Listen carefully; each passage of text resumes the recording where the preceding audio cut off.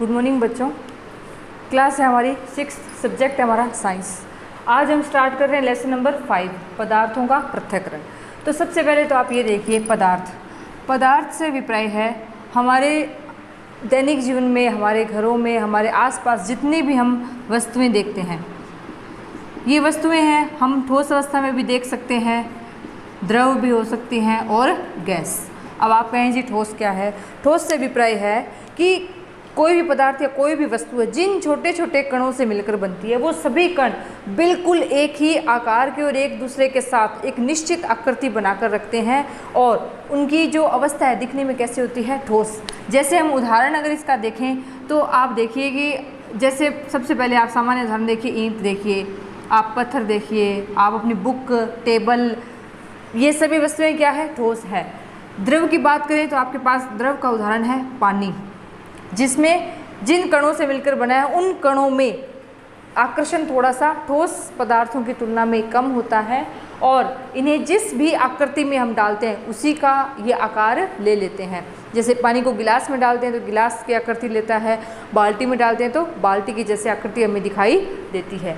Gas की बात करें तो हमारे वायुमंडल में बहुत तरह की गैस है। जैसे आपको बताया हुआ है कि नाइट्रोजन हमारे पास यहाँ 78% होती है, ऑक्सीजन हमारे पास 21 है और कार्बन डाइऑक्साइड कितनी होती है? 0.03। अब ये होते क्या है बच्चों? ये आपको पता है, हम सांस लेते हैं, श्वसन क्रिया करते हैं, उस दौरान हम ऑक्सीजन तो ग्रहण करते हैं और कार्बन डाइऑक्साइड को बाहर छोड़ते हैं। तो ये हमारे पास क्या होते हैं? गैस।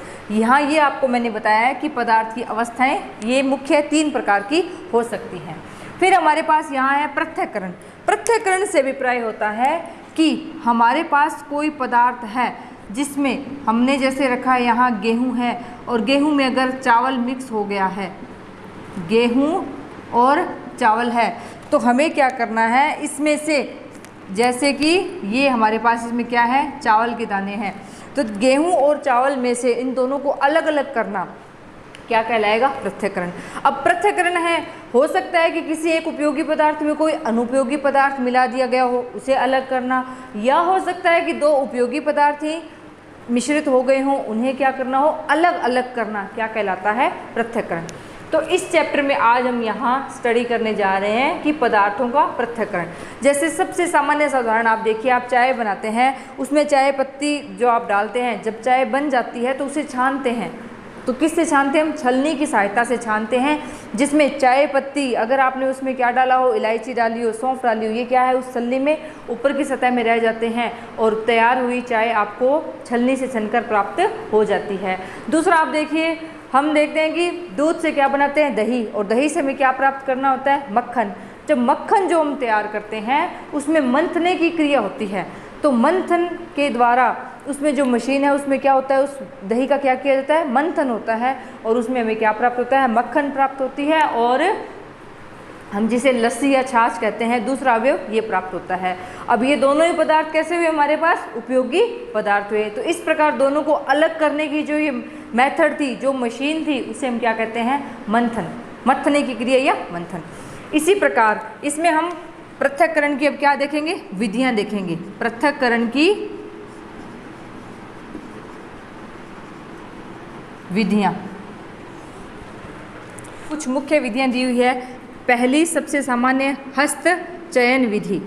हस्त चयन यानी हस्त का मीन होता है हाथ द्वारा पदार्थों को क्या करना है? अलग अलग करना।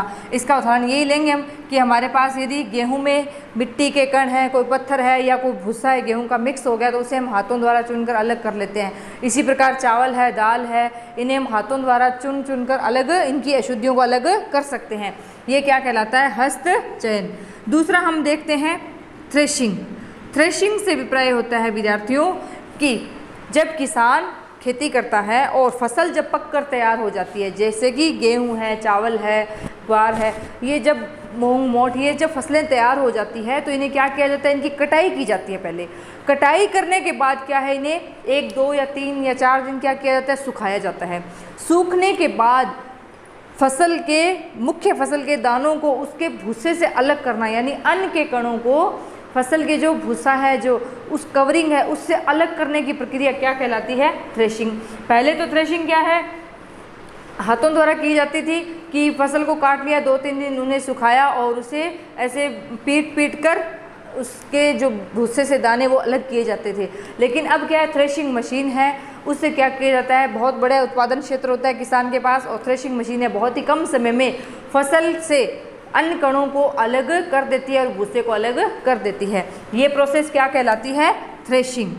तीसरा हमारे पास हम देखते हैं निष्पावन।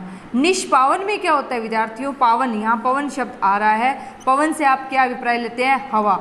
आप देखते हैं कि बहुत तेज हवा या पवन के द्वारा भी क्या किया जाता है, भूसे से हल्के, यानी जो हमारी मुख्य फसल है या भूसा है उसमें जो हल्के कण हैं उनको अलग, भूसे को अलग कर दिया जाता है। इसमें क्या है, हवा या पवन के झोंकों द्वारा क्या किया जाता है, अन्न के कणों से या भारी अन्न के कणों में से हल्के कणों को अलग किया जाता है। ये प्रोसेस क्या कहलाती है, निष्पावन। तीसरी प्रोसेस क्या कहलाती है, निष्पावन।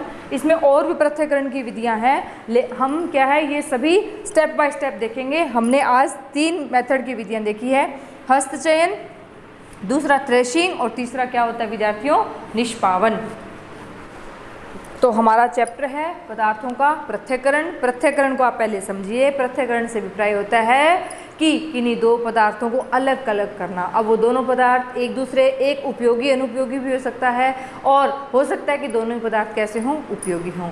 ये आप अपने दैनिक जीवन में भी अपने घरों में ये आप पृथक्करण की प्रोसेस को चेक कर सकते हैं। बिल्कुल आप देखिए और इस लेसन को उसी तरीके से समझिए। आपकी माँ है, गेहूँ, चावल, दाल है, इनको साफ़ करते हुए आपने देखा हो, उसमें वो क्या करते हैं, क्या हस्तचयन द्वारा, उसमें कोई कंकड़ हो सकता है, कोई उसमें उस फसल का कोई भूसे का दाना रह सकता है, उनको क्या किया जाता है, हाथों द्वारा अलग किया जाता है। तो पहली मेथड क्या कहलाई, हस्त यानी हाथों द्वारा चुनना।